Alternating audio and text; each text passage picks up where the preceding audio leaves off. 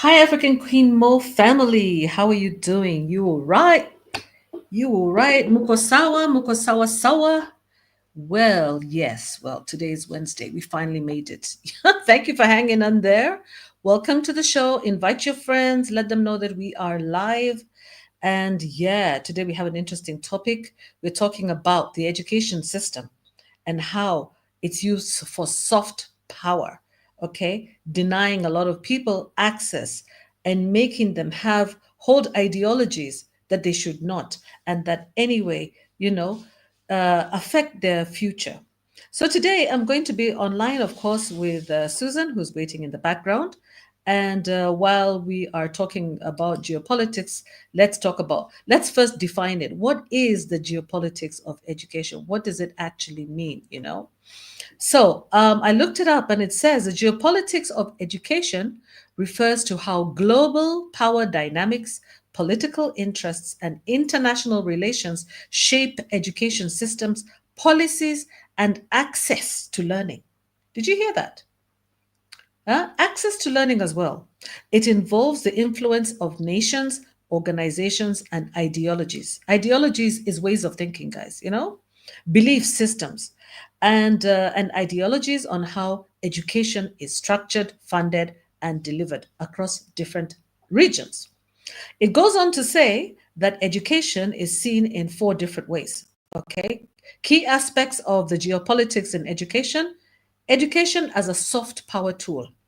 Countries like, in the West, United States, United Kingdom, and also in the Far East, China, that means the big economies, they use their education systems to extend influence through scholarships, student exchanges, and international campuses.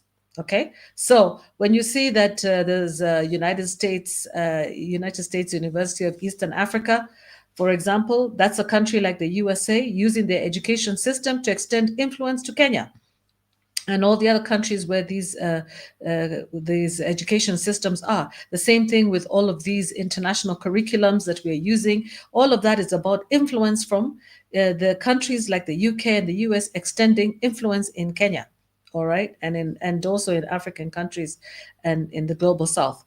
Then we have the issue of Western universities dominating global rankings. You know, the way that they rank universities from number one to number 10, and everybody's rushing to go to the Oxfords and Cambridges and Harvards of this world. That is all about soft power, education being used as a soft power tool where they dominate the global rankings. You will never see University of Nairobi, University of Dar es Salaam, Cape Town. You'll never see them featuring anywhere. And therefore, that kind of shapes everybody's ideologies, makes everybody want to rush to become a graduate, to sell their land and do anything to just achieve that one certificate that makes them a graduate of one of the top, what so-called top universities that dominate global rankings. And unfortunately, you see, when it gets to the workplace, a lot of people, especially in the Western countries, also hire based on which university or which course you went through, and they use ranking systems to determine where they think they would be putting their best bet in terms of an employee. So that was education being used as a soft power tool. It's also used. The colonial legacies in education is another area of the geopolitics of education. Colonial legacies. Basically, post-colonial states still have education systems that are influenced by former colonial powers. So, for example, we have the English curriculum, we have French curriculum, the Portuguese curriculum, and it affects the national identity and economic policies and governance structures. So, for example, in Kenya, we have English as the official language, and in maybe Ivory Coast, we have French as the language and not the language of the African. And that hopefully will change eventually, but it will not be very easy to change it. Although countries like Burkina Faso and Mali are also trying to put Swahili and Bambara and their local languages all up there. So we have the colonial legacies. Then we have international organizations and policies, and all of this is related to education. United Nations Education Scientific Organization, UNESCO, and the World Bank and the IMF, International Monetary Fund, they influence the education policies Yeah, that means policies that lead to law. Education policy in developing countries through funding and structural reforms. So they fund specific policy reforms. They're the ones who, determine what education systems will be used by which countries and what structures are going to be used. And then we have also the UN Sustainable Development Goals SDG form, where they promote inclusive and equitable education globally. Then we have another part of the geopolitics of education is the argument about brain drain versus brain gain, where many developing countries, such as Kenya, Zimbabwe, Malawi, and all these countries, are facing a loss of skilled professionals. Zimbabwe, where students are migrating to study abroad and they remain in those wealthier nations. And that means that we have drained their brains, literally drained their power, their manpower, and also their brain power into those countries. So we invest in people, we grow them, we enhance their knowledge, and then they take all of that and outside. And not only do they go to learn, but they also remain. So countries like China and India counteract this, though, with policies encouraging return migration and investment in local universities. So I think we should be looking at that. So we have the brain drain and the brain gain. So we have countries like China and India that counteract that with policies encouraging the return migration.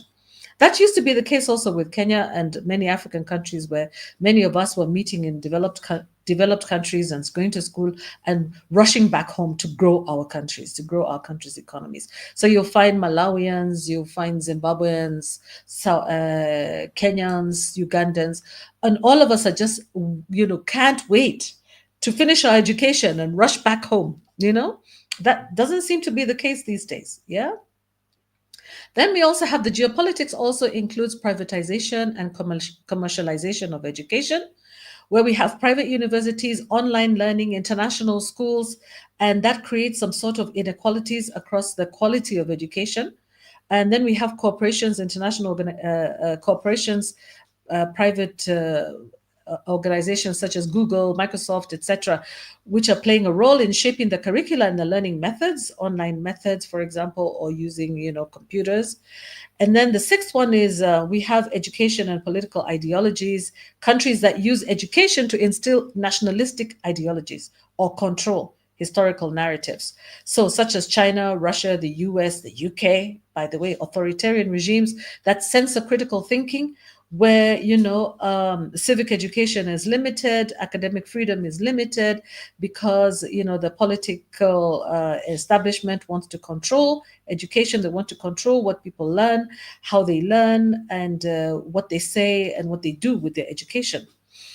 Again, we also have disruptions such as conflict that disrupts education, and it affects education and people's ability to conclude their education within time. So wars and conflicts, like in Africa, we have many countries that are in conflict, in the Middle East and other countries where students get displaced, and that destroys educational infrastructure and delays people's ability to achieve their educational objectives and goals. And so you find some people maybe were in university and now they had to stop, or others were just about to graduate and now they have to move and run away and go to be refugees and stay in tents. And then they're not able to use their education. Once they finally move to somewhere which is stable, they find that they are struggling to show that they actually went through an education system. And so they're forced to start again because they don't have access to their certificates of education, or even their grades and the certificates and things like that. So many refugees are facing barriers to accessing education, and that disrupts them, and that's part of a disruption. And again, this is all part of geopolitics, yeah, of education. Then we have technology and the digital divide. Whereas online education expands global access, it also exposes inequalities where people cannot access online education, maybe because of internet access, electricity access, digital literacy, and things like that. So, in conclusion, the geopolitics of education highlights the intersection of knowledge, power, and international influence. Okay, I've said a lot of things. But what about with Africa? In Africa, the geopolitics of education in Africa Africa's education systems are deeply divided, shaped by historical, economic, and geopolitical factors. And just before I continue, I'll bring Susan online, play you something, and then allow her to also say something. Uh, Susan, karibu, karibu to the stage. Yeah, karibu. I see a very long pen that you're using over there. Yeah, I'm that's right. Hello, everybody. Yeah, looking forward. Karibu, Susan. You're nice and bright. Yeah, I can see Crayola written all over you. Hmm? We're in class. We're in class with Susan. I like her multicolored shirt. Okay, guys. So besides the point, let's go back to what we're talking about because one of the problems of education is not being able to concentrate and focus. So let's focus here. I'd like to share with you some things which I thought were quite interesting. Yeah, about what's like when we talk about the geopolitics of education, like African education. Remember this lady? I'd like to share something with you. Let me present it. You know me and my presentations. Yes, we had um, a lady by the name of Dr. Wangari Maathai, okay, who talked about the education system in Africa, and I want to share this with you. Yeah, Now you of who she was and what she said. looking back, I know and I appreciate now that when you grow up in a colonial system or in whichever system you grow up, people who design that system design in such a way that they will produce a certain kind of people because they give them a certain kind of information, they expose them to a certain kind of information, and they keep certain kind of information away from them. So you grow up with a certain attitude. You are shaped. Your mind, your attitude, your values are shaped. Your world is shaped.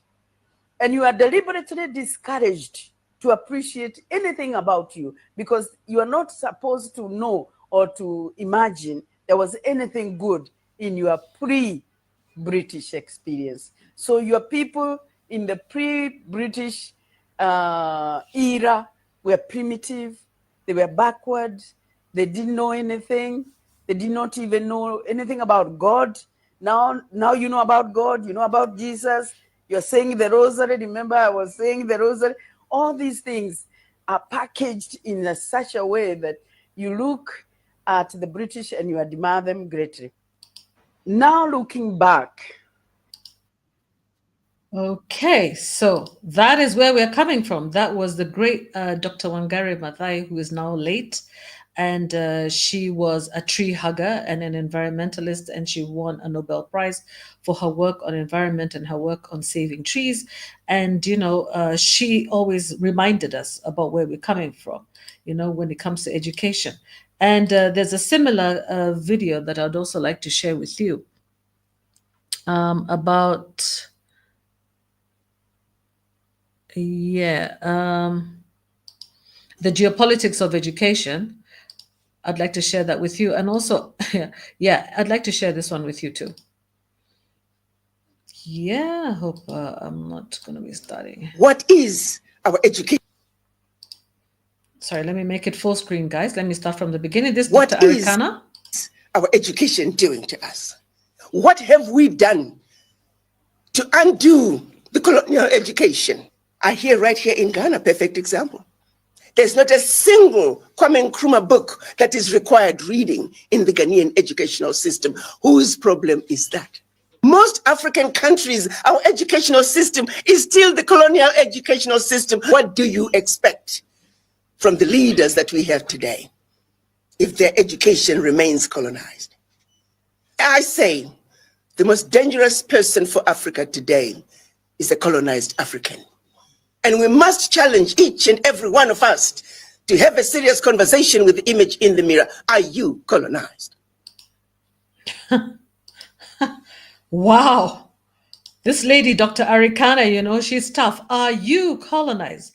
Evening, Fia. Nice to see you in the comment section. Karibuni. Everybody can go into the StreamYard and comment. That's Dr. Arikana, also another tough lady, another strong African educationist, and also a diplomat, somebody who worked, I believe, for the African Union or the African Development Bank. But anyway, I think she worked with the African Union, and she is always promoting our cultures and reminding us to always evaluate and assess everything that is brought to us from the West as Africans. And that means including the geopolitics of education. Yeah. So there's a lot I'd like to share with you today. I'll just share with you one final one, and then I will move on to allow Susan uh, to participate. Sorry, guys. It looks like I'm starting to become okay. Look what is happening to education in the West. Meanwhile, look what is happening to education in the West. The Department of Education under Donald Trump is planning to terminate about 50%, that's half, of its current staff. The plan is to place many people on administrative leave starting next Friday. Officials tell NBC News that the career staff will be asked to basically take laptops home, work from home tomorrow. This could lead to over 2,000 career employees getting termination notices. All right. Meanwhile, the education system globally, to me, seems to be in a bit of a problem.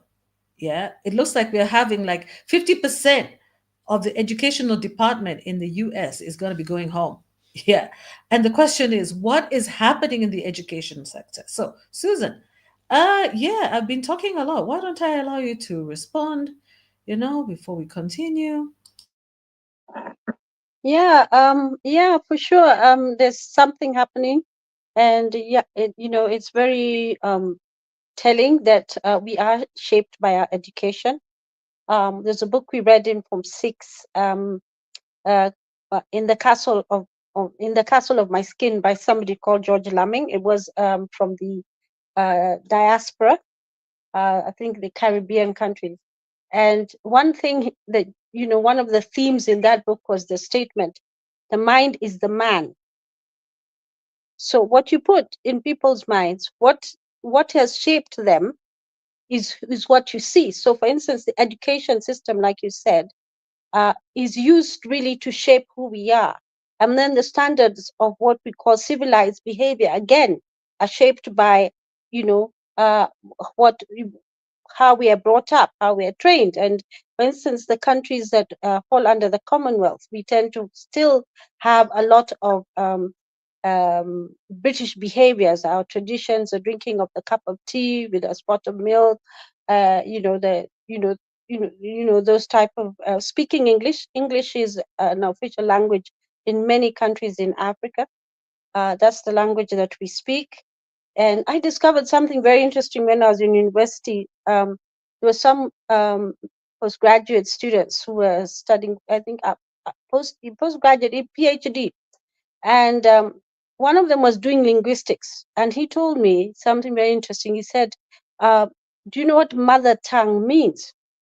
And we always assume that mother tongue relates to our mother's tongue, the tongue of our mother, the language that our mother speaks. But he said, actually, it's deeper than that. It's the language you think in. The language you think in. So when you hear somebody speaking in a language, what language did you think in? So we have a lot of Africans whose mother tongue is actually not the tongue of their mother. It's actually English, because especially for our generation, the baby boomer generation and the early Gen X, they many of them think in English. Many of them think in English. If you went to say, if you were brought up in a country that was under the British, you think in English. Our education system, we were examined in English. That was the language we were speaking mostly at home and around us. The educated people were speaking English, so that is the language we think in. So the mother tongue is one perhaps people have had to learn again and deliberately sit down and learn it. That's if you live in the cities, for instance. Maybe up country is a bit different, but I know right now, even if you go up country, you'll find some areas where they don't actually speak their mother tongue; they speak Kiswahili, instead. So I agree with you, that shaping of who we are, and I agree with Wangare saying that the education was designed to produce a certain type of person.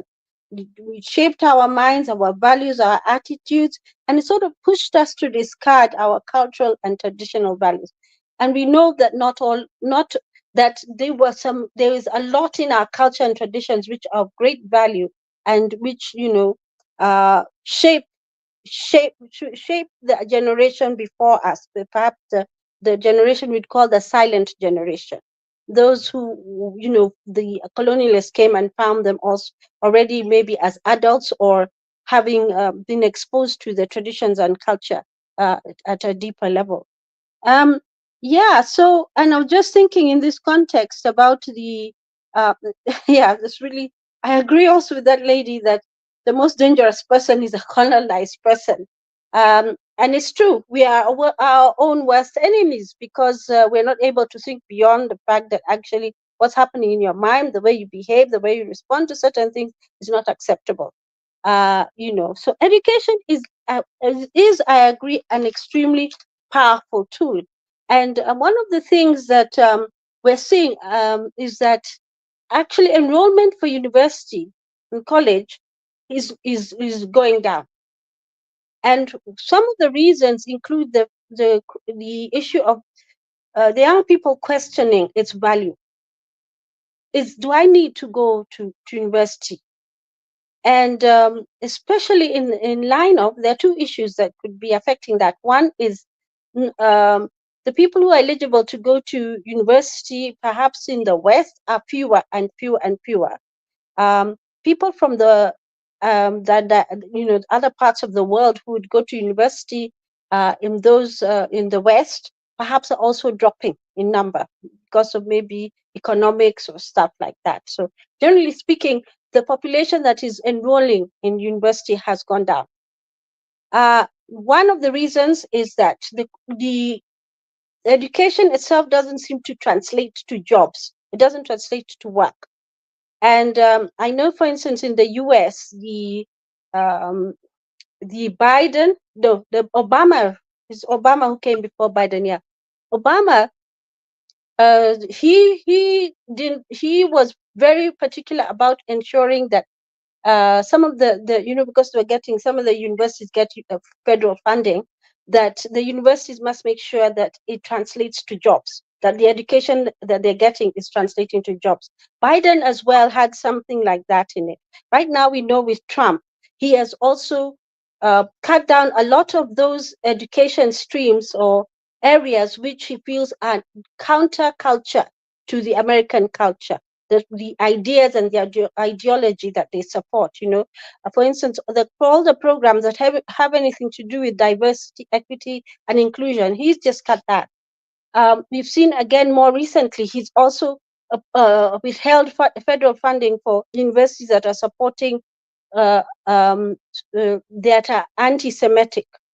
Like we've seen Columbia University is suffering that, and that sort of thing. So he has also pulled that back, and we can see and the reason why I'm talking about those is how the presidents, the three presidents that I've talked about in the US, have sort of used the education system also to advance the culture of the time. So for instance, the universities were getting funding for research in areas in the ideology that particular regime was supporting. So for instance, during the Democrats, we found a lot of funding at universities, perhaps for diversity, equity, and inclusion programs. But now we've seen that has been pulled back again because the Trump administration does not see its value at all, and they pulled all that federal funding back. Again, also regarding Semitism, again, that's an issue. They don't want, they're actually taking a hard stance on universities that are what they are deemed to be promoting anti-Semitism. So we've seen some stories, especially Columbia University. That's the one that's been on the news. I know there are several others as well. Yeah. Yes, and as Queen Mo mentioned about the Western universities. I was actually looking at the ranking of the universities, and the first four are Oxford, that's England, Stanford, US, MIT, US, and Harvard, US.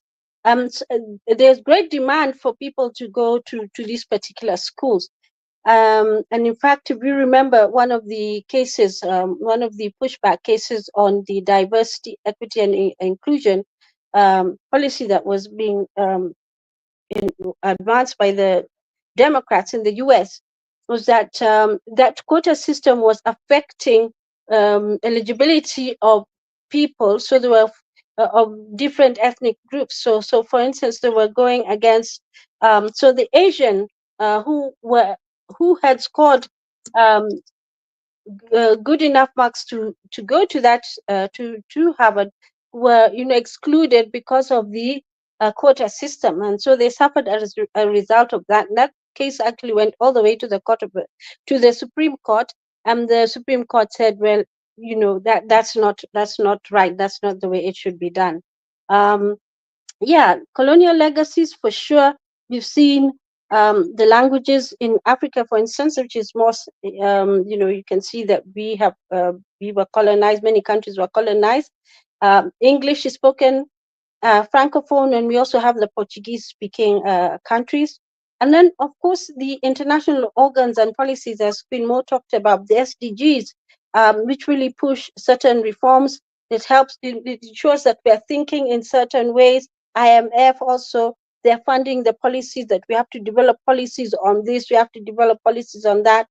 For instance, during the Democrats' time, there was the issue of the LGBTQ+, which was being an ideology that was being put, and gender identity ideology, which was being attached to funds, attached to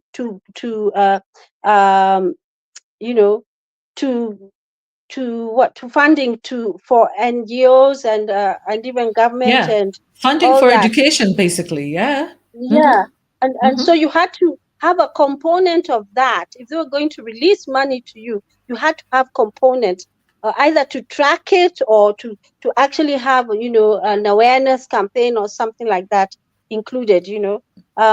Just today I was looking at today's newspaper, and some there was a group of ladies who have been, I think it's called Groots International or Groots Limited or something like Groots International. They have been, they've won an award for being the best organization to advance the idea of diversity and inclusion. So they've won that award, and definitely you can see that something that's funded, from the West. That's not an idea that you'd find is homegrown. It's not something that is homegrown. Yeah, and the brain drain and skills flight definitely is a big problem. And it's interesting that we have China and India who have a different idea. They're trying to get people to go back, and we know some of the immigrants to the US and to the UK, to these Ivy League universities are actually, some of them are from China and India, and it seems they have a policy to get them back. Yeah, online. In fact, when I was checking, I was seeing that people are choosing a cheaper option again for education, and one of the cheaper options is to do online, get an online degree. But we know, as Queen Mo mentioned, about the quality of it. And the other thing is that people are taking cheaper options. They're doing the short courses, which are tied to specific careers. And that's what they're doing. Rather than go and incur what they're calling a student loan, they're opting to do the shorter courses. And then we have the Queen Mo talked about technology, and we've seen how they've also impacted what the young people think, the ones coming into the, who are supposed to take up the space in the job market. They're not seeing the value of going to university, for instance, and they go to Google and to IBM and to those organizations who will train them specifically. They'll get certificates to be able to do the work that they're supposed to do there. And that is something that seems to be valued more, and it's much cheaper. You don't end up with the burden of a student's loan. Universities, as a result, are actually closing or merging. And mainly it's because of funding. They don't have funds. Those which are dependent on tuition are closing because they don't have the enrollment is not good enough. And then, of course, the change of attitude towards a university degree that we're seeing emerging in this current, very sort of technological world. And as Queen Mo said, this is actually, one of the things that we're dealing with in this particular topic. Yeah, the way education used to control people. I remember in South Africa, remember the song that what was that very popular musical? It was called Sarafina. Remember it? The Sarafina, very popular musical, and they underscored that idea that actually what they were being taught in school in South Africa, and Sarafina was sort of it's written in the time of when apartheid. That's the season of that writing when it was going on.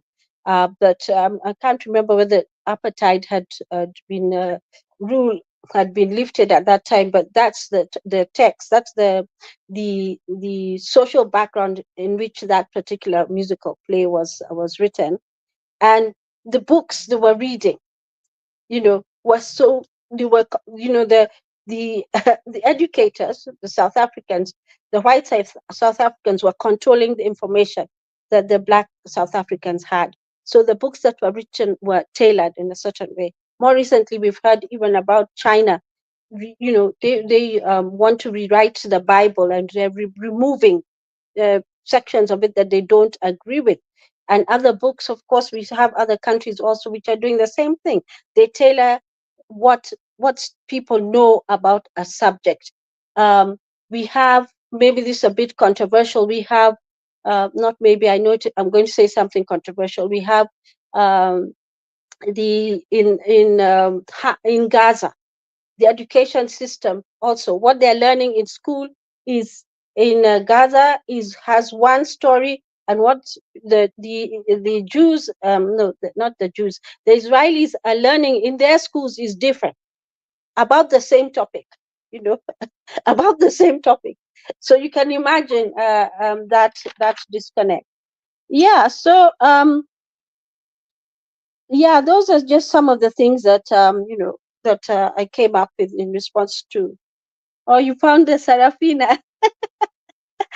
You found the Sarafina. There was one scene about the history, and I think it caused a lot of trouble because the young people had a different story, of course, from home, from what was in the books. And they had one teacher who was I think it was Whoopi Goldberg who was acting that particular, in that, she was the teacher, and she was teaching something else, and she was teaching what the black people knew to be true about the history, and there was some trouble, and we know that has caused trouble. So education, of course, is a good thing, but it's also been used to manipulate and control. That's when you see it is failing, it is not working. It also fails because it's not translating to jobs. And so we're finding the value of the higher education, the more specific education, that training is being undermined by the systems. And we're finding the money-making institutions, mostly IT ones, they say you don't need a college degree. So we'll just come, and we will train you how we want you to, so it's called in-demand jobs. So they're trained for in-demand jobs, the jobs that are in demand. So they are trained for those. yeah, and then the other thing is there are no competing in there are no the incentives not to go to college are higher in terms of I read somewhere, I was looking at some papers that have been written on this subject, and they talked about children coming out of high school, and the ones that transitioning, they're supposed to transition to university or college, they're being lured into jobs where you don't which are high paying jobs. They're not, they're like blue collar jobs, but they're high paying jobs. And I think, that's when you see it's about the money, it's about survival. And when you look at a world where it's all about survival, then, it's like education has sort of lost its place and its value. Yeah. Queen Mo, just put me there. Yeah. So, yeah, so in the US between 2019 and 2022, and the undergrad enrollment dropped by 7%. Here in Kenya, we can see some of the challenges. Again, is we have so many degrees. I mean, when we were in university, there were fewer. Now there's so many degrees under one faculty, different variations of it. And there's the issue of, is this degree going to get me a job? Is it going to translate to a job? And we have years and years of people tarmacking. I think that's what we call it here. When people don't have jobs, it's tarmacking because they have to walk literally. This is from office to office trying to look for jobs. Now they're not tarmacking, they're scrolling. They're scrolling the internet for hours and hours. Now they can apply for thousands and thousands of jobs, hundreds of jobs. Before we could not apply for hundreds of jobs because everything was written, handwritten. Actually, we're having the discussion with Susan about our experience with education, how different it was, how everything was written in longhand, or we were just one of the first people to try out the brother computer. I can't even believe that I'm part of the generation that I feel so old. No wonder my son says I'm a dinosaur. Because really, for real, I am a fossil. My son used to call me a fossil, and I'm starting to believe him, because I remember when they introduced the computer and they would only allow us to use it for 45 minutes and then take a 15-minute break. And all the computers, they were big, huge, gigantic, they were lifted. It had to take, the professors to lift them, put them on the table, set them up. It was such a big thing. And when you get your chance, when you get your time on the computer, you just feel like, wow, like you're so ahead.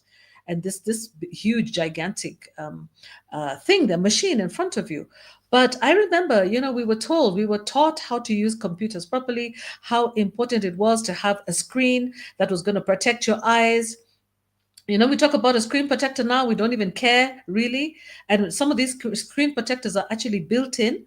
But we used to actually buy screen protectors and place them on top of the computers, And I remember that screen protector was so effective that it actually saved my eyesight.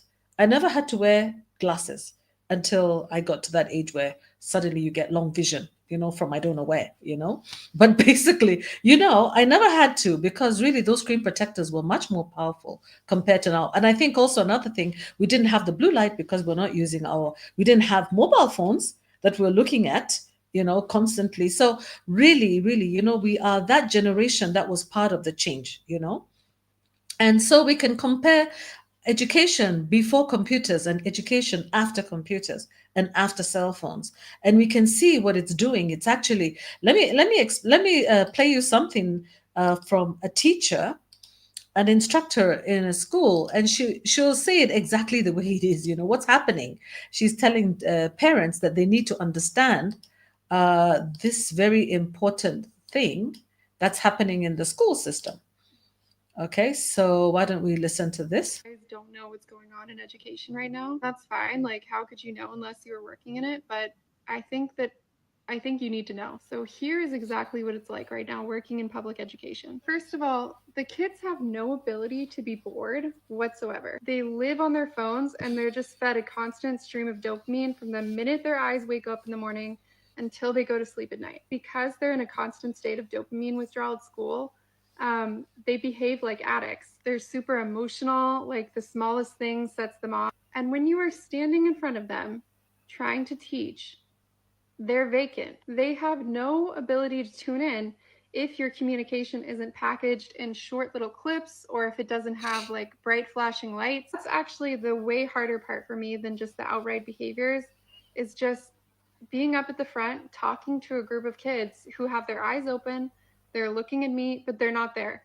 They're not there. And they have a level of apathy that I've never seen before in my whole career. Punishments don't work because they don't care about them. They don't care about grades. They don't care about college. It's like you are interacting with them briefly in between hits of the internet, which is their real life. I've seen some TikToks recently where teachers are getting a lot of hate, like for not adapting to the kids or punishing them or whatever. And I just got to say, like, I can tell you with absolute certainty, it is not the teacher's fault. It might be the parents' fault.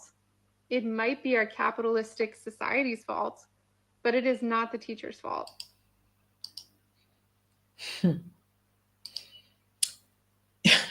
You can just feel the frustration. What do you guys think? I can see you guys watching on there. Thank you for joining our show. Don't be shy. Come and join us in the stream yet. Come and share your views.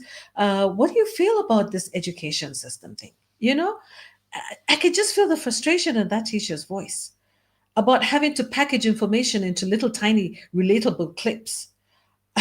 You know, based on the kids that I'm raising right now, my husband's little kids, you know, I see it's difficult to get their attention. It's not easy. And Fia is saying iPhones should be banned in schools. Phones should be banned in schools. Yeah, but unfortunately, a lot of schools also demand that children come in with phones. Yeah, aren't you aware of that, Fia, especially in the UK? Children, when they get to high school, that's one of the things that they're required to have, a way to communicate with their parent. And so they have to have a phone. It doesn't have to be like an Android phone, you know, but it has to be a phone where they can make a phone call and call their parent. Yeah, I think it's a breakdown of society now, you know, because it used to be that other people would be watching out for other people's children and the world was not as dangerous as it is today. But now, because of the anxiety that she talked about, the fact that children are super sensitive and anxious, they definitely need to find a way to talk to their parents. So I think it's also causing a mental health issue amongst kids and also amongst teachers. I can see that it can be a real difficult thing, you know, for parents to deal with. And again, you know, in Kenya, we're also facing something else that's so interesting, you guys. You just listen to this one. Yeah, it will shock the life out of you if you haven't already heard about it. Let me see how to increase. Oh my goodness. Yeah, I wanted to make this thing bigger. I don't know whether you can see it. Susan, can you see it? Okay, I think hopefully she'll be able to answer Let's some see here. of mathematics will no longer be a compulsory subject for learners hold on. that are coming Oh. out. Well, I can mathematics see it. will be a Yeah, compulsory yeah. subject That's for good. learners transitioning to senior secondary school. Additionally, in a bid to promote diversity, the government has proposed a new policy limiting the number of students from one junior school who can join the same senior school to just 5. Now, these changes, among the most radical introduced under the competency-based curriculum, are expected to reshape how students select the academic paths. Well, our education reporter, Lewis Nyaundi, with the details. The Ministry of Education has outlined the new structure for senior school, where English or Kenya Sign Language, Kiswahili, physical education, and community service learning will be the only compulsory subjects. Beyond this, students will have the freedom to choose from 38 elective subjects, allowing them to tailor their academic pathways. That is why we are saying English is part of the core subjects in senior school. We have Kiswahili as another core subject. So physical education then becomes a core subject. Another core is the community service learning. This marks a departure from the outgoing 844 system, where mathematics was a core subject alongside English, Kiswahili, and at least 2 sciences selected from physics, chemistry, or biology. Speaking to KTN, Basic Education Principal Secretary Belio Kipsang confirmed that learners set to join senior school in January will begin selecting their subjects and preferred institutions in the second term of this year. The ministry has also proposed capping the number of students transitioning from one junior school to the same senior school at a maximum of 5. If implemented, this policy will promote diversity in student placement. However, stakeholders argue that it could be challenging, particularly for day schools, which typically enroll students from nearby areas. The first cohort of senior secondary learners will report in January next year, with placement influenced by the Kenya Junior School Education Assessment, KJSEA, which students will sit at the end of this year. The Kenya National Examination Council announced on Thursday that KJSEA score will be determined based on the students' performance in primary school, internal assessments conducted by teachers, and their score in the national KJSEA assessment at the end of the year. The results of the assessment will constitute 60% of their final score and will partly determine the placement in senior secondary school. The remaining 40% of the final score will be split between scores from internal assessment conducted by classroom teachers, which will account for 20%, and their performance in primary school, which will also contribute to the remaining 20%. The aggregate score will form the final KJCR score, which, along other factors, such as student choice and school capacity, will influence placement in senior school.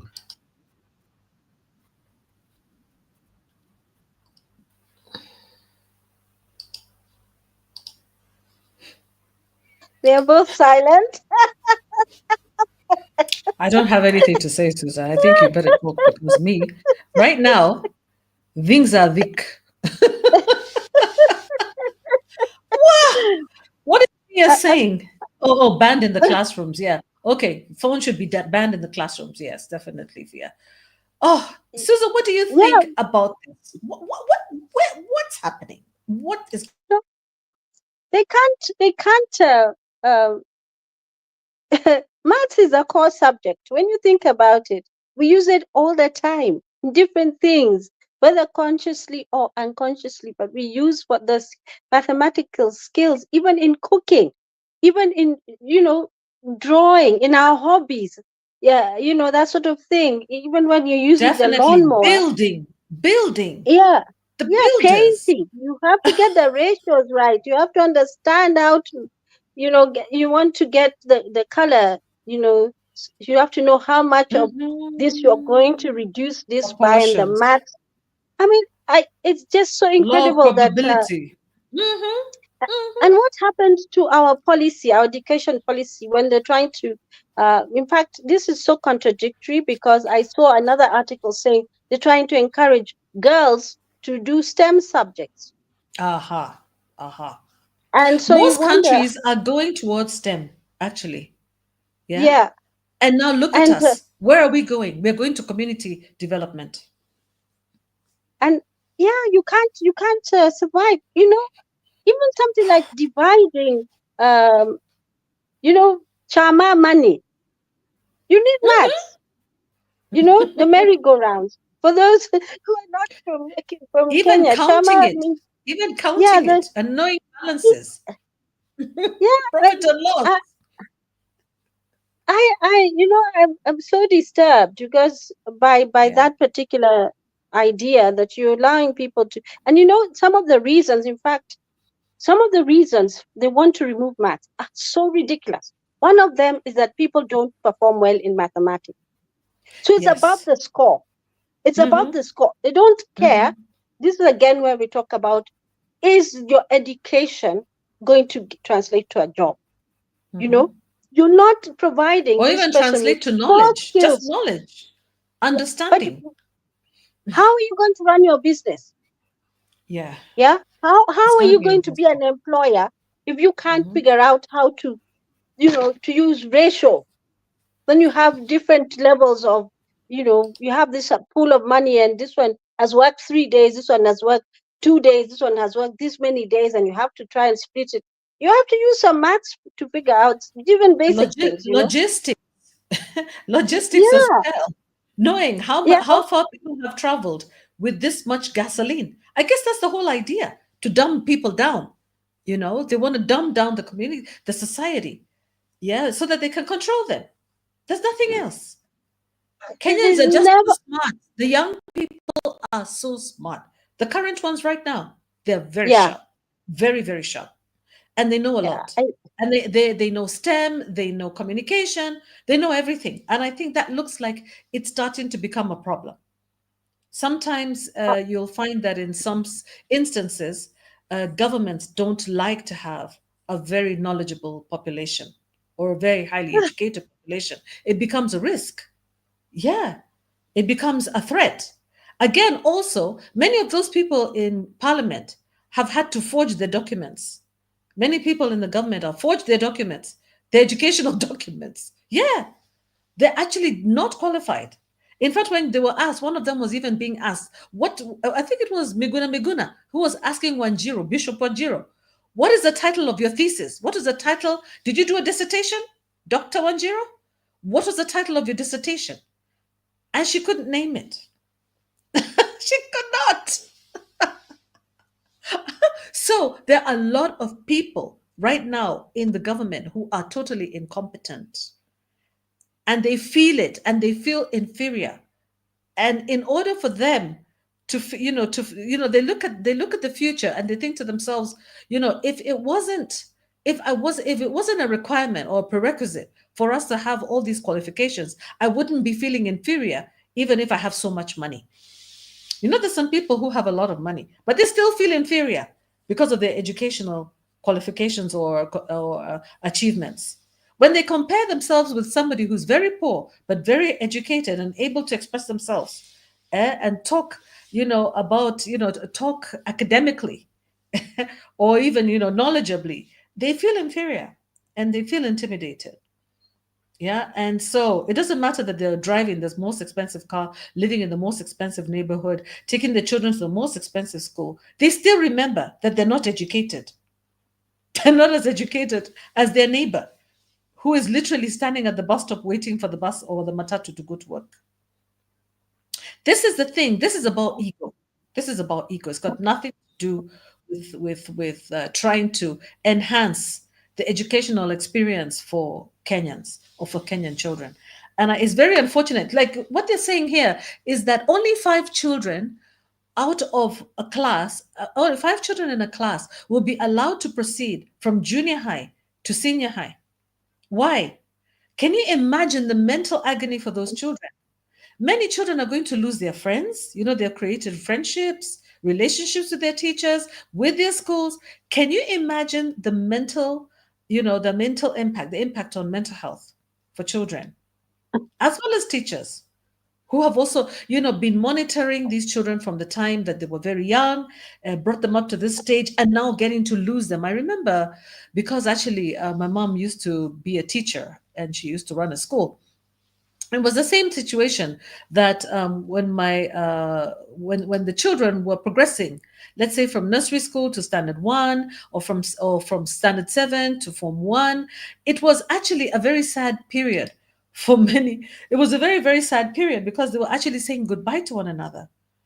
So they'll be saying, oh, I'm not going to see you again. Please come and visit the school again. So we're looking at a situation where we might be actually creating a mental health crisis in schools and amongst children and amongst parents and also the teachers.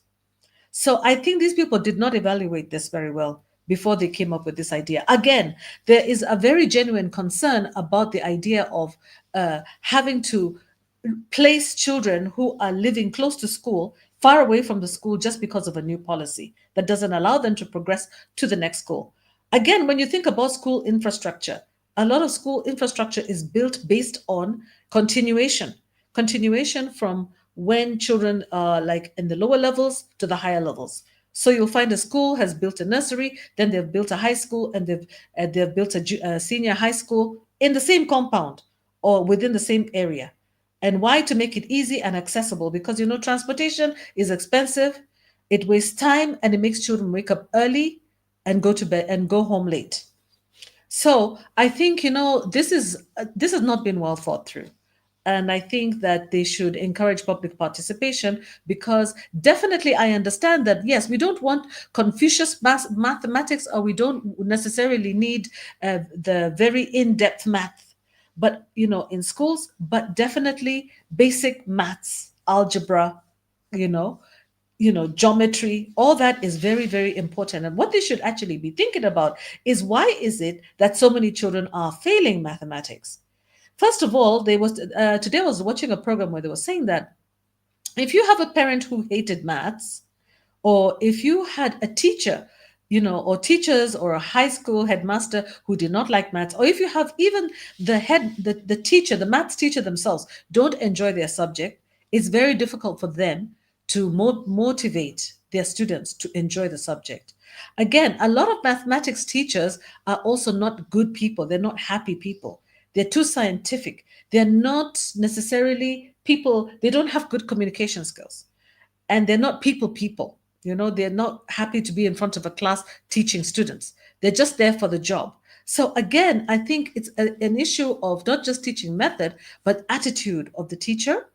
And also, I've seen, like, for example, if you watch videos on how children are taught, like in China and in other places, and I myself, when I went to the US, when I studied statistics, because I had to take statistics, I didn't quite enjoy mathematics too much. I did when I was very young, and then it got to a point where I didn't, because we had strict teachers who used to beat kids and do stupid things like that, corporal punishment because of not being able to solve one equation or one class, and make you feel scared and nervous about your mathematics class, and now you have an attitude towards it.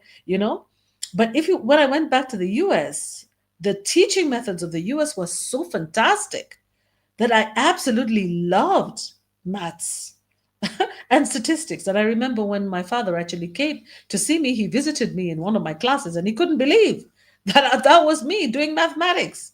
And I love it. And I do mental maths very fast, very easily in my mind, because of the way I was taught.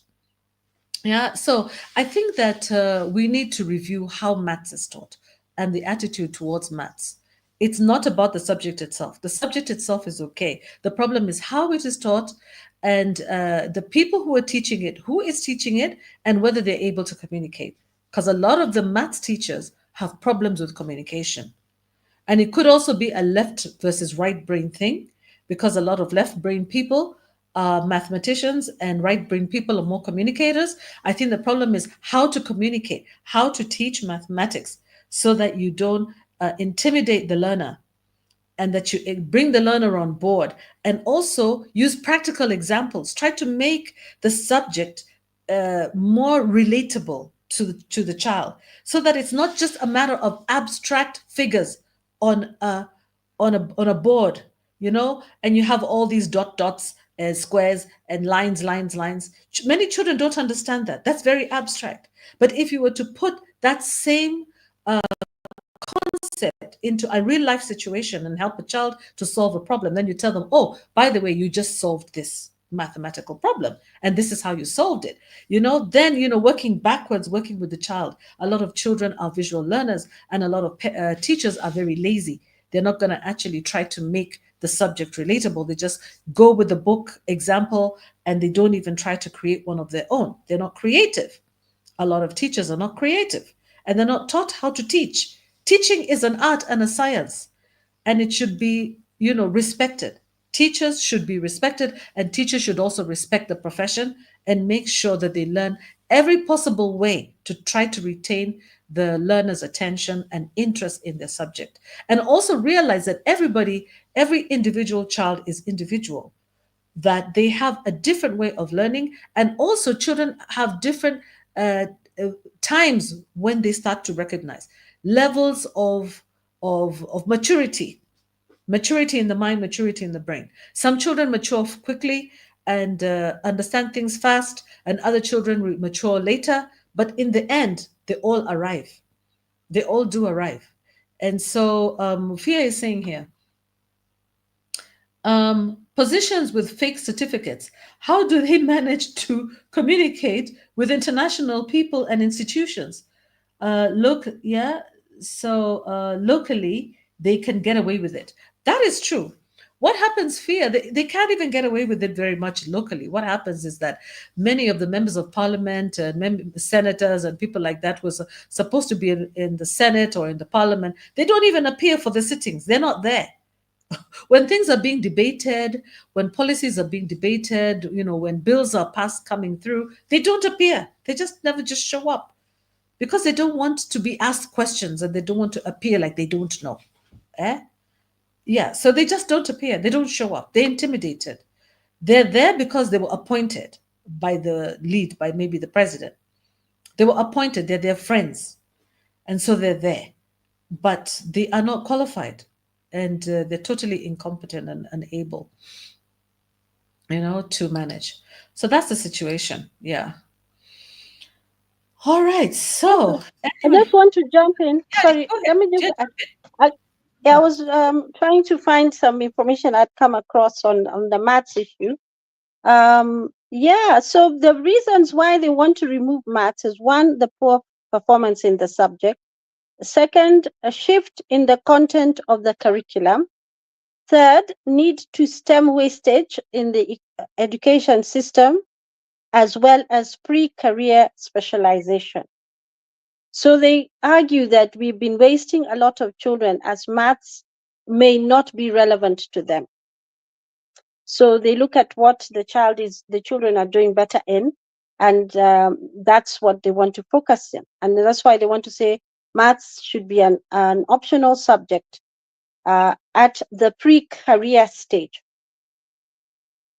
And saying they're arguing that this is a practice globally, that maths is not a compulsory subject. But I beg to differ, because I think I saw a chart which showed they'd done a sampling of the other countries, some 5 countries or so, 6 countries, and all of them, it's only Kenya that's in that group that wants to make maths optional. Yeah. And they're arguing that maths for junior school covers all the general knowledge in mathematics for one to be numerically literate. And that the CBC functional abilities in mathematics are meant to be achieved in upper primary, grade 4, 5, 6, and junior school, 7, 8, and 9. And then somebody else has written another article here. This is professor at the University of Nairobi. Mathematics is part of everyday life. That's what he says. And he was talking about some of the challenges. Actually, what you raised about it being hard, the perception it's hard, and it's passed from parent to parent. Oh, I couldn't do maths. I couldn't do maths. And he also argues it's not based on reality. It's actually like a mindset that is put in somebody's mind that you can't do it. And I've actually heard people saying it's about practice. It's actually sitting down and practicing and practicing and practicing, and you can get passing grade. According to this professor, he says that the students who take the STEM pathway will have a head start, as opposed to those who remove maths from their earlier learning. Because he says that he describes maths as a virus that permeates everything. It mutates. It permeates all our education. Whether you're doing business, you have to learn it. Whether you're doing, he talks about it being part of statistics, educational statistics. We're going to be a teacher. And he says the problem is the teachers. Just like you mentioned, the problem is the teachers. And his argument, and I agree with this actually. Our system here in Kenya is that when you're applying for your careers, if you put Bachelor of Education, because the passing grade is lower, say, than law or economics or, a Bachelor of Commerce or, medicine or architecture or whatever. But now there's so many careers, but it's, the passing grade is not as high. So it comes like at number 3 or 4. I think we used to choose 3. So it comes at number 3. And so you go, that's your last choice. So it depends on how well you perform in the exam. So That's according true. to this professor, he says it should be your number 1. The teachers should be the ones who say they want to be teachers. So your first choice should be Bachelor of Education, you know? Actually, if you ask most children when they're young, if you ask most kids when they're young what they want to be, they say they want to be a teacher.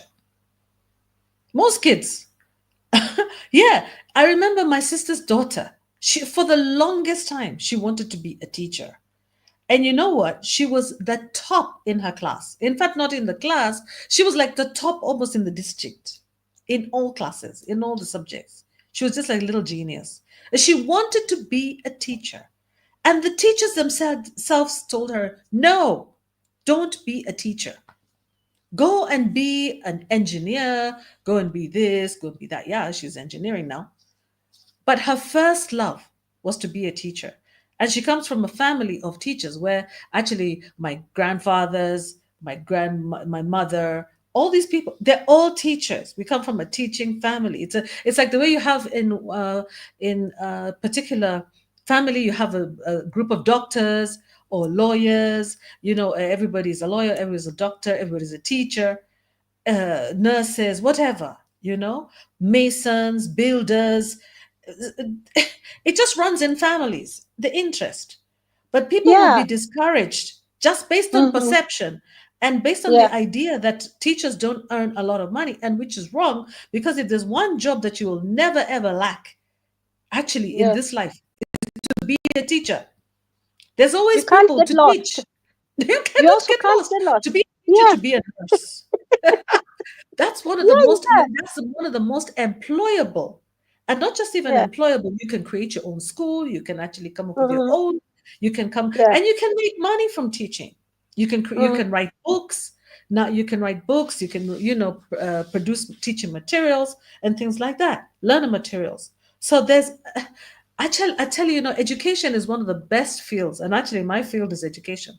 That was my field. Yeah. So glad that I was into that field because it's so wide. Yeah, it gives you a lot of flexibility to go into so many different areas. In You education, I know. remember my educational degree, I had to study health from the health sciences and the agricultural sciences. Yeah.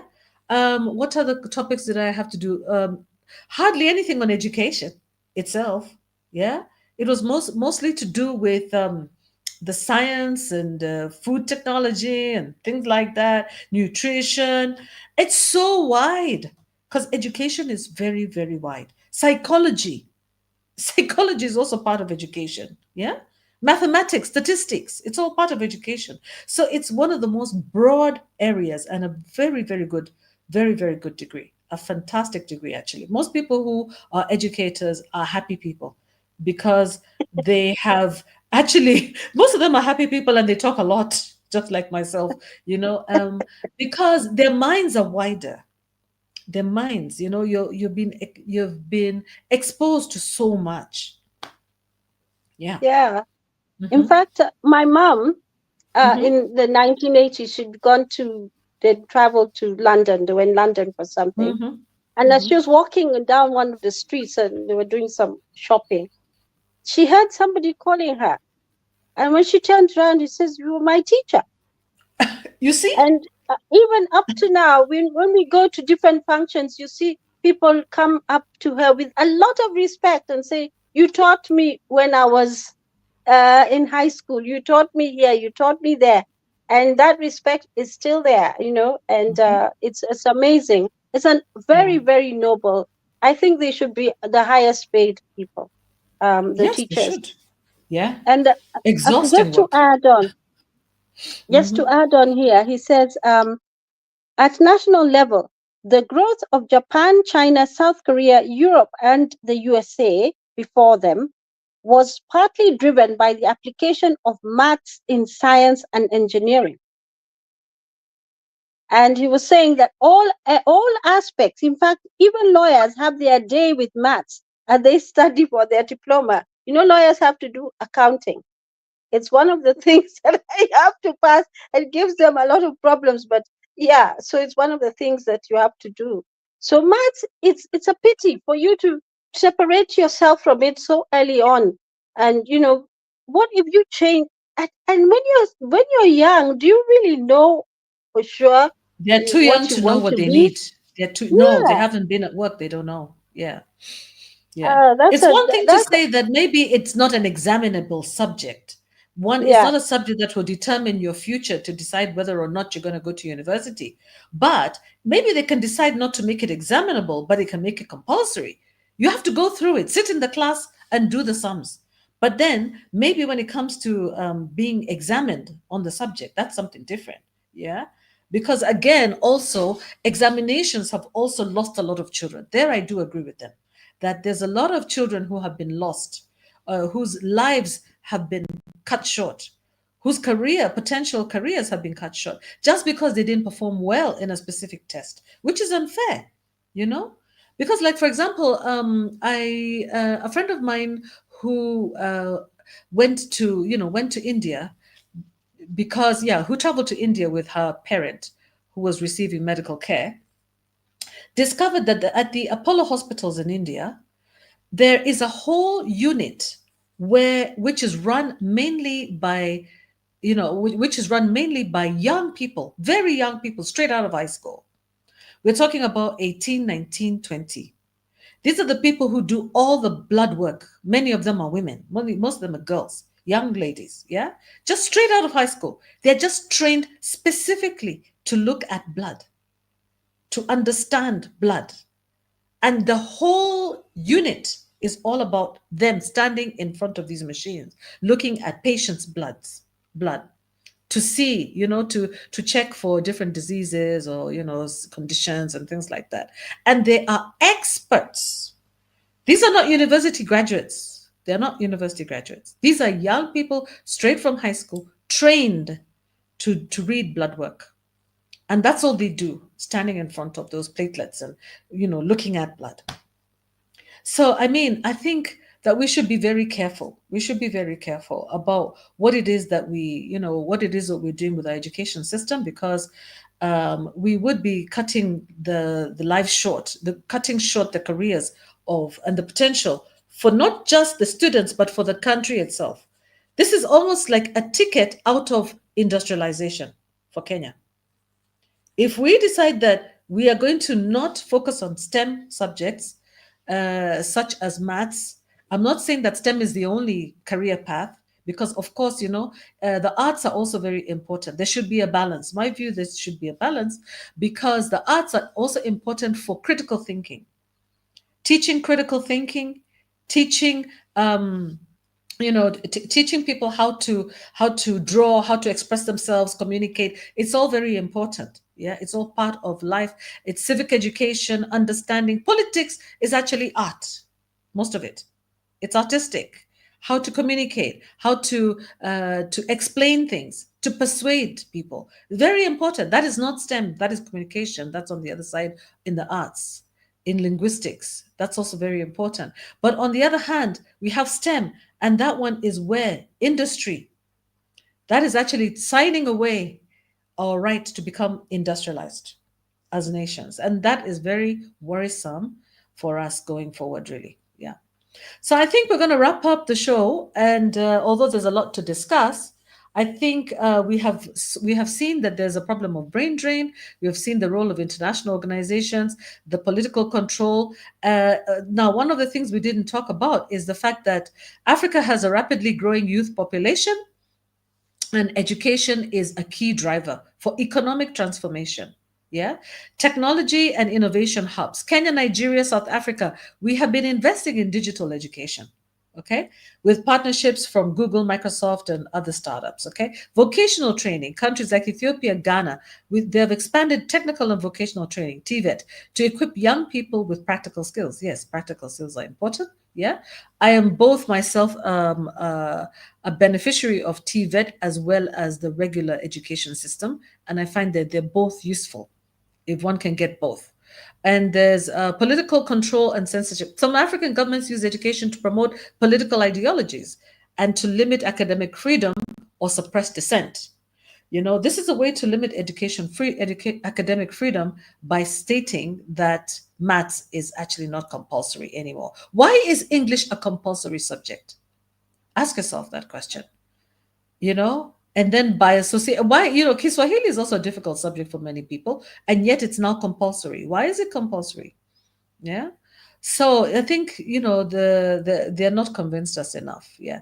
So we need to invest. And in conclusion, I can say that the African education landscape is shaped by both external forces and internal reforms. So, as much as we need to reform our education, we have to be sure that we don't throw the baby out with the bathwater, that we don't throw away what we have worked so hard to achieve. Because now China has become a dominant player in African education. Did you know that China has given up to 80,000 scholarships? Talk about soft power. Uh, 80,000 students are studying in China. All of them, most of them on full scholarship. Did you know that? Yeah. And why? Because China is influencing African education. It's become now the largest foreign destination for African students, surpassing the US and the UK. Yeah. So annually, 80,000 Africa students. Top destinations: Beijing University, Tsinghua University, Wahao University. Many graduates return to Africa with strong business and diplomatic ties to China. Okay, again, on the other hand, China has established what they call Confucius Institutes, 60 of them in Africa, promoting Mandarin language and Chinese culture. Have you guys been seeing that everywhere you go, things are written in Chinese and also English? Even the names of buildings and streets in Mandarin. Amazing, yeah? So, Kenya, South Africa, Nigeria, in fact, even Zambia, they have integrated Mandarin into their national curricula. Yeah. So, as much as these be seen as propaganda, apparently they're seen as limiting academic freedom. Why is it that we're introducing Chinese, but we cannot introduce Kikuyu, Kalenjin, Luo? Why? Kamba, why are we not introducing our own African languages? Yeah. But that's because of the soft power that education wields. So China is busy building universities, technical colleges, and for example, even Rwanda, they built a new campus funded completely by China. And in fact, even China is even building parliament buildings, and apparently some of those parliament buildings have been bugged. Yeah. So there's the future of China and Africa in education relations. We should look at that and say, okay, it's an opportunity, but it's also a challenge. It expands educational access. Yes, it helps to increase opportunities for education, but it also raises a concern of things to do with influence, dependency, and academic freedom. And I would also add to that, it also adds an issue on identity. Yeah. What is the role of China in Africa's future workforce? Yeah. Is China going to create jobs for Africans? Why? I think that we should actually Africanize our curriculum as much as possible and make sure that it, first of all, that it addresses our needs, and that it strengthens our societies. Yeah, because the colonial education reinforced ethnic and class divisions, made it easier for the Europeans to rule and to dominate.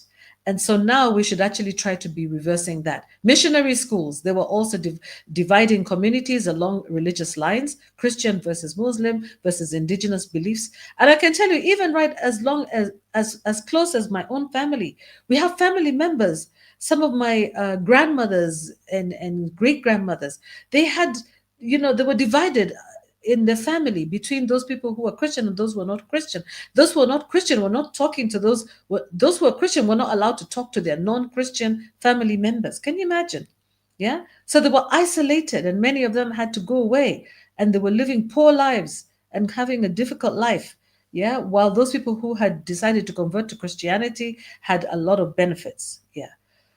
So what we need to do, we need to expand funding for African-led research, prioritize our local languages, maintain while also maintaining our competitiveness globally. We need to strengthen vocational and digital learning, and we need to promote Afrocentric curricula to empower our students with indigenous knowledge. Because, like Susan said, there's a lot of indigenous knowledge that has never seen the light of day formally.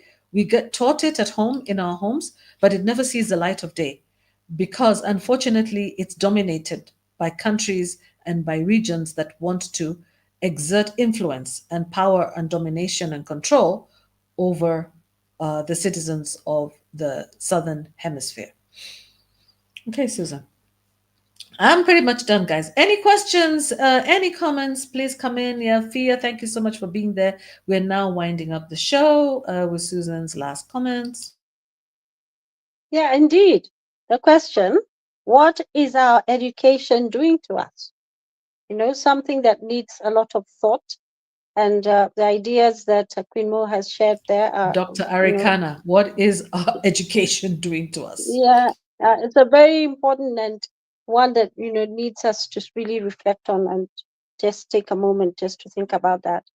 And the ideas that Queen Mo has shared with us, definitely those are, important things for us to take into consideration. The Confucius Institute in Kenya is on Arboretum Drive. It's a big, massive building there. And in fact, even in the courts, we have to have Chinese interpreters because they're also being arrested, there's so many around. So they're also being arrested for doing problem, for whatever it is. Yeah, the scholarships, they're I didn't actually, mean to laugh, but that actually really sounds interesting. yeah, we've seen them. They're when, committing crimes, these Chinese. They yeah, just arrived. What's up with them, yeah, man? Huh? They just arrived. Oh my I've goodness. And then seen, they can't even speak the language? This is the and they reason why can't. they should not get visas to Kenya. What's up with them? Yeah, The same way and we are don't asked forget. for language competency when we're going to visit England or America, they should also be, made to speak English. Although that would mean that we would also be made to speak Chinese. I guess it would work because Yeah, we need their stuff, the stuff that they're making, and we need to sell it. yeah, and apart from education, we're also educated. I mean, from education, formal education, informally, they also educate us on their food. They influence us through their food. They influence us through entertainment. People watch, a lot of their entertainment on TV, and that influence continues. The soft influence, and there's still it's a form of education. And like you mentioned, in fact, my daughter was saying they found this place where there's a menu. I think it's food, and the menu is in both English and Chinese. So you see a whole menu now. They're getting them in English and Chinese. And I think there was a time some years back where one particular group got into problems because all their notices were in Chinese. And I think they had to fix that problem, that issue, because they're in Kenya. So we don't understand what they've written on that unless you speak Chinese. So indeed, the question is, what is our education doing to us?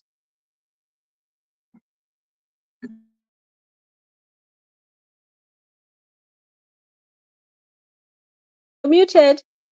You're muted. Yeah, so let's take that one home and think about it. What is our education doing to us? What has our education done for us?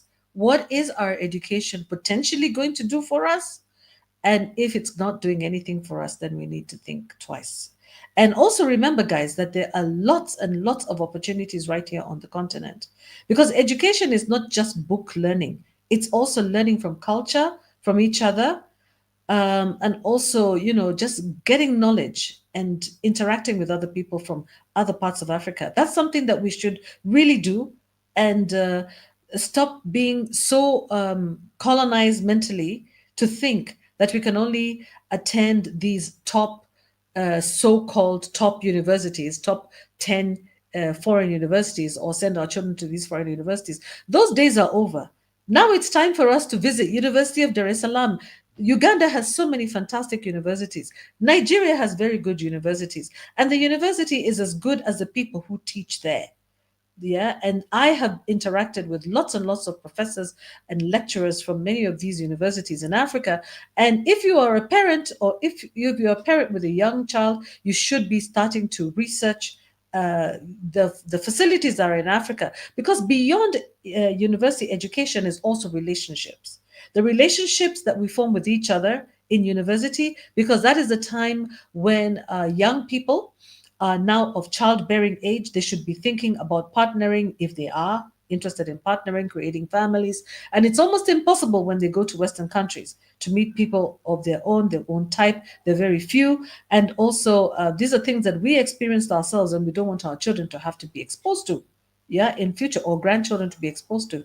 It should be easy for them to meet a fellow African in a country, in another country, South Africa, Malawi, Zambia, Botswana, you know, and we should integrate. Let's integrate as as Africans so that we can create this Africa continental free trade and be able to move easily across the borders because we have integrated at the family level as well. Yeah, so thank you very much, guys, for watching. It's been lovely chatting with you. Not a very easy subject, but it's important to learn and to always keep our brains alive. It keeps us young. Yeah, that's another way to beat old age. Kufukuza uzee. We call it kufukuza uzee in Kiswahili.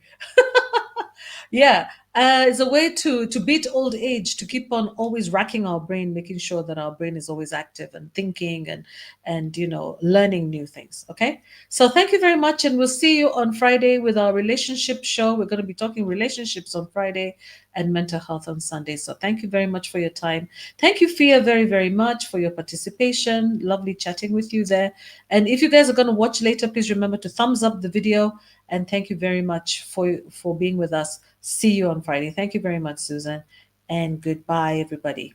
Cheers. Bye-bye. Yes.